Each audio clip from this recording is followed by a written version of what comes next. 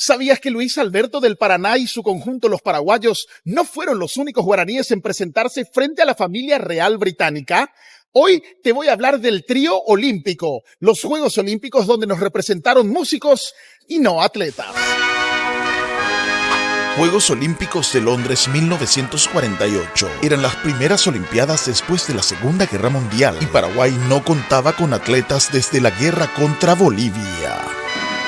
Entonces, fueron por vía marítima 3 músicos para representarnos en los Juegos Olímpicos Londres 1948 bajo la denominación de El Trío Olímpico.